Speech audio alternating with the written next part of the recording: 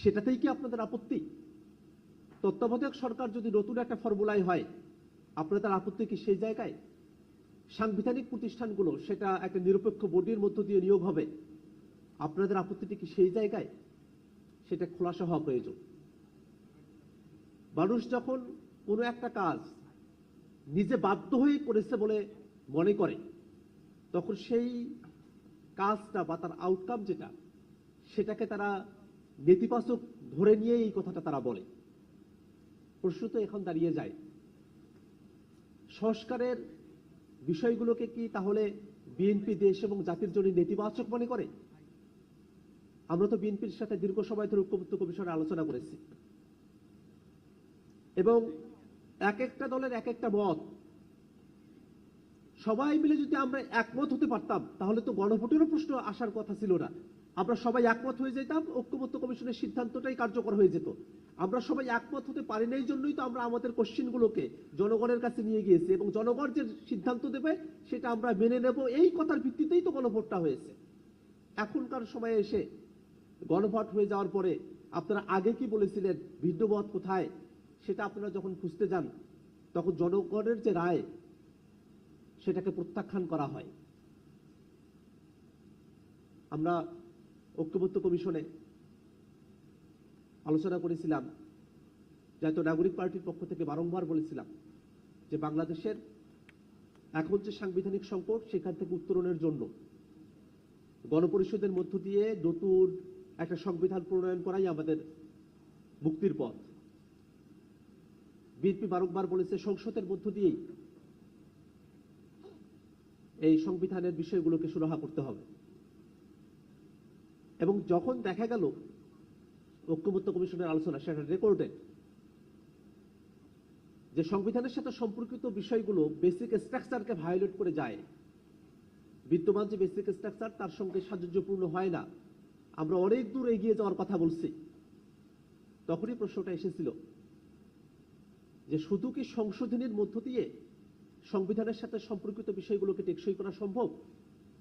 সে সময়টাতেই সংসদের মাধ্যমে সংশোধনী আর গণপরিষদের মাধ্যমে নতুন সংবিধান, এর মাঝামাঝি একটা আইডিয়ার ব্যাপারে আমরা একমত হই, সেটাই ছিল সংবিধান সংস্কার পরিষদ। অর্থাৎ একটা গণপরিষদের যেমন একচ্ছত্র এবং নিরঙ্কুশ একটা ক্ষমতা থাকে একটা নতুন সংবিধান প্রণয়নের ক্ষেত্রে, তেমনটাও না, আবার সংবিধান সংশোধনী করার যে লিমিটেড ক্ষমতা থাকে সংসদের, সেটাও না, একটা মাঝামাঝি জায়গায় যেখানে রাজনৈতিক দলগুলোর ঐক্যমত্যতা আছে, জনগণের রায় আছে, সেই বিষয়গুলোকে আমরা নতুন করে আমাদের সংবিধানে অন্তর্ভুক্ত করব সংবিধান সংস্কার পরিষদের মধ্য দিয়ে।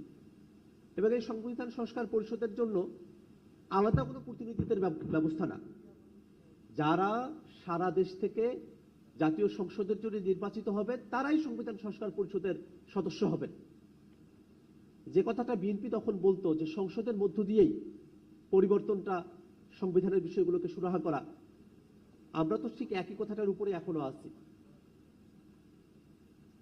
সংবিধান সংস্কার পরিষদে যারা সদস্য তারা তো সংসদ সদস্যই, অর্থাৎ সংসদের ভিতরেই আমরা আছি, কিন্তু আমরা ফোরামটাকে আলাদা করতে বলছি যাতে করে সংবিধানের সাথে সম্পর্কিত বিষয়গুলোকে আমরা টেকসই ভাবে আমাদের সংবিধানে অন্তর্ভুক্ত করতে পারি। সেখানে আর ভবিষ্যতে আমাদেরকে কোনো আইনগত এবং হাইকোর্টে গিয়ে ঝুঁকির মুখে পড়ার মতো পরিবেশ আমাদেরকে পড়তে না হয়। খুবই সিম্পল একটা আলাপ ছিল, কিন্তু সেখান থেকে তারা দূরে সরে এসেছেন। আমরা এই কথাটা এই কারণে বলি যে ক্ষমতায় আসার আগে নির্বাচনের সময়টাতে আপনারা গণভোটে হ্যাঁর কথা বলেছিলেন, কারণ আপনারা জানতেন যে তখন গণভোটে যদি আপনারা ন্যায়ের পক্ষে অবস্থান নিতেন, জনগণও আপনাদের বিপক্ষে চলে যেত। সে জনগণ তো ভোটের পরে তারা নিষ্ক্রিয় হয়ে গেছে, ব্যাপারটা এমন না। এবং শুধুমাত্র নির্বাচনের মধ্য দিয়েই বা 5 বছর অপেক্ষা করেই তারপরেই অনেক কিছু হবে, বিষয়টা তো এমনও না। বাংলাদেশের জনগণ তারা তো এই জিনিসগুলো দেখভাল করছে, তারা তো খেয়াল রাখছে, এবং তারা সকলে প্রত্যাশা করছে যে বিএনপি সরকার তারা জনগণের প্রতিকৃত যে ওয়াদা, সে ওয়াদাটা তারা পালন করবে। আমরা যেহেতু আজকে সারাটা দিন আলোচনা করব,